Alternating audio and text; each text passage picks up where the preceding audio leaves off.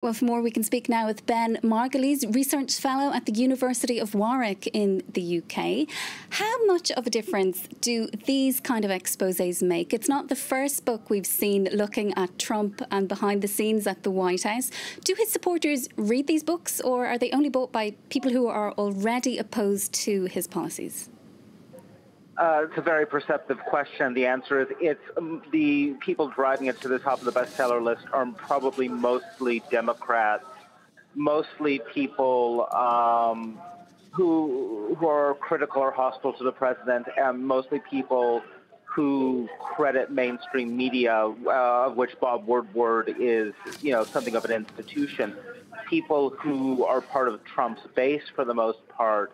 Have been trained not only by Trump but by other Republican office holders to be skeptical of the mainstream media, to distrust it, hence the chance of fake news at his rallies. So most of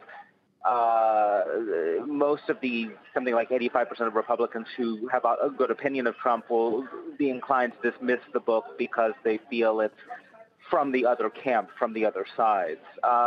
So it's not going to sway a lot of swing opinion, even among people, among his supporters who have, doubts about the president's conduct at times. They're more likely to see Woodward as an enemy and discount what he says, even if they might accept individual episodes or characterizations. So not many people are going to be swayed by it.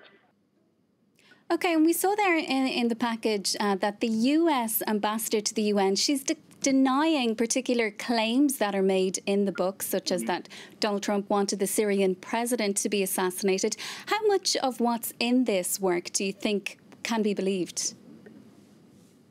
Well, I mean, again, Woodward has been, it depends on, first off, your assessment of Bob Woodward, who's been probably the most influential investigative journalist in modern American history.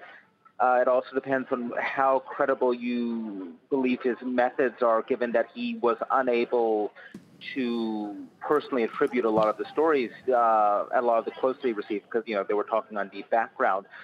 It really depends on your assessment of the person and his methods.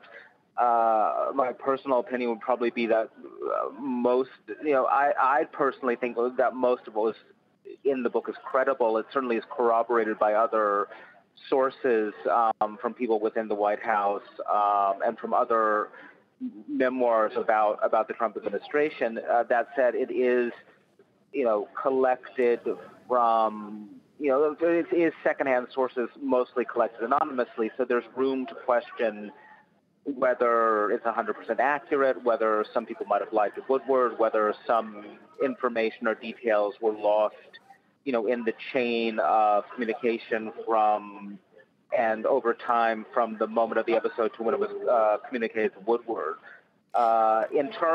Within the terms of investigative journalism in the United States, this probably would be considered credible, yeah.